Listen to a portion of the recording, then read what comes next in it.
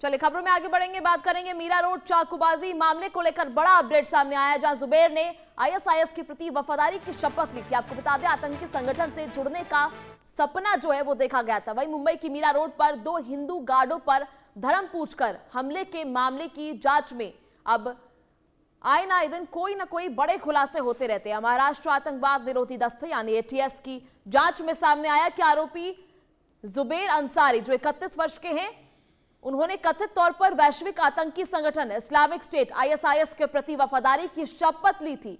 अधिकारियों के अनुसार यह हमला किसी बड़े आतंकी नेटवर्क का हिस्सा बनने की उसकी कोशिशों का नतीजा था।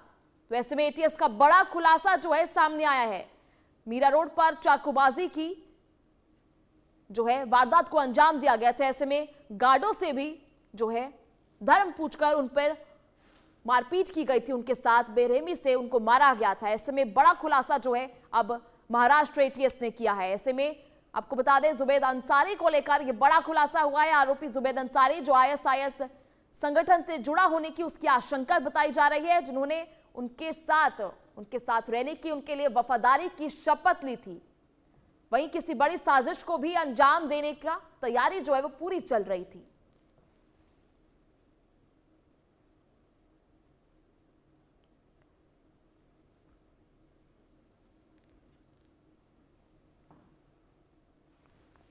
वैसे में आए ना दिन कोई ना कोई मामला जो है सामने आता है। आपको बता दें, वहीं जुबैर से जुड़ा जो है ये मामला जिसमें बड़ा खुलासा हुआ है, जहां आईएसआईएस के प्रति वफादारी की शपथ इन्होंने ली थी। जहां मुंबई की मीरा रोड पर मामला आया था 2 हिंदू गार्डों पर धर्म पूछकर हमले का। ऐसे में अब महाराष्ट्र आतंकवाद निरोधी दस्ते यानी एटीएस ने जांच में बड़ा खुलासा किया है। ऐसे में आरोपी जैद जुबैर अंसारी जो 31 वर्ष के हैं, उन्होंने कथित तौर पर आईएसआईएस के प्रति वफादारी की शपथ ली थी। अधिकारियों के अनुसार यह हमला किसी बड़े आतंकी नेटवर्क का हिस्सा भी हो सकता है। ऐसे में लगातार जो एटीएस जुबैर अंसारी से पूछताछ कर रही है और लगातार जो है नेटवर्क्स खंगालने की कोशिश की जा रही है। आखिर किस नेटवर्क से जुड़े हुए थे जुबैर, आखिर कितने लोगों के साथ जुड़े हुए थे नेटवर्क में, और कितने लोग शामिल हैं, और क्या किसी बड़े आतंकी साजिश को ये अंजाम देने वाले थे। ऐसे तमाम जो सवाल हैं वो एटीएस जो है अब पूछताछ में करेगी, जिसके बाद और बड़े खुलासे होने की भी जो है संभावना बनी हुई है।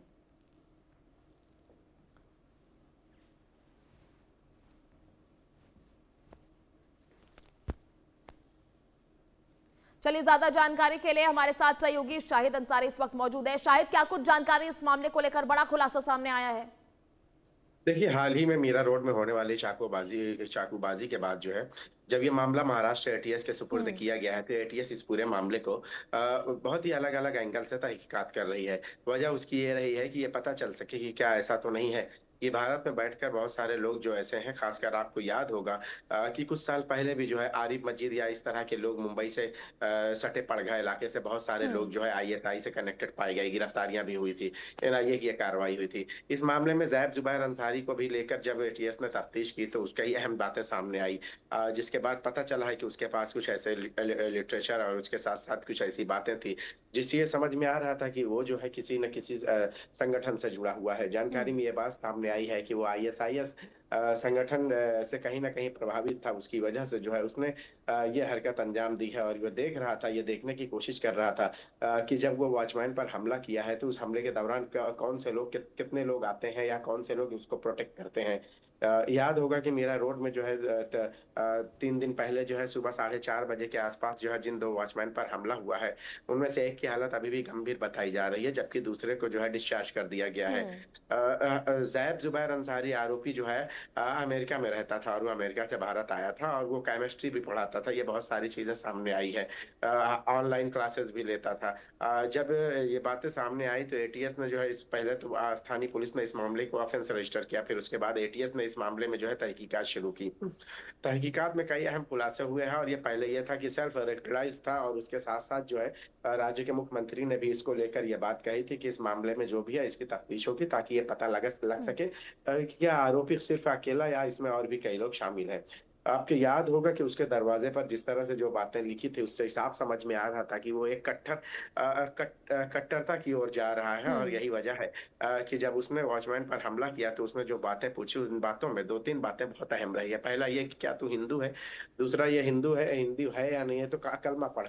यानी कि वो ये ज़ाहिर करना चाहता था कि आरोपी जो है, यानी ये ज़ाहिर करना चाहता था कि वो पीड़िता को जो है धर्म पूछ कर मार रहा है और ये पता लगाने की कोशिश कर रहा है क्या वाक़ई वो हिंदू है या मुस्लिम है, ये पता कर चल सके, इसके लिए वो कलमा पढ़ने की बात कर रहा था। इस मामले में एटीएस जो है हर हम्म। पहलू से तफ्तीश कर रही है। उसके मोबाइल फ़ोन और घर में जो है मिले कई अहम दस्तावेज़ जो है वो ज़ब्त करके खंगालने की कोशिश कर रही है और ये पता लगाने की कोशिश कर रही है कि क्या इस मामले में सिर्फ़ ज़ैर ज़ुबैर अंसारी ही है या और भी कई लोग इसमें शामिल है या वो कनेक्ट हो सकते हैं एक-दूसरे से, जिसकी वज़ह से उसका ब्रेन वॉश किया गया हो और उसने हम्म। ये हरकत को अंजाम दिया है। जी। देखिए, ऐसे में कई और मामले जो हैं वो देश भर से सामने आते हैं जहां धर्म पूछकर जो है हमला किया जाता है। ऐसे में पहलगाम में भी ऐसा मामला सामने आया।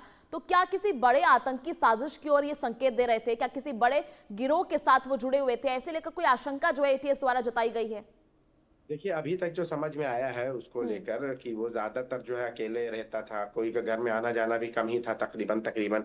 इसके अलावा घर के बाहर भी जो है उसने जो बातें लिखी थी कि ये पढ़कर ही घर में आए। एटीएस इसीलिए इस बात को लेकर तफ्तीश कर रही है, लेकिन अभी तक जो बातें सामने आई है कि उसने मोबाइल फ़ोन से जो वीडियोज़ या जो चीज़ें देखी है, वो हम्म। आईएसआई से प्रभावित होने वाली या उससे प्रेरित होने वाली कुछ वीडियोज़ देखी है। अब इन सब को लेकर जो है एटीएस इसी बात को लेकर पता लगाने की कोशिश कर रही है कि क्या मात्र ये अकेला है या इसके पीछे भी और भी कई लोग हैं।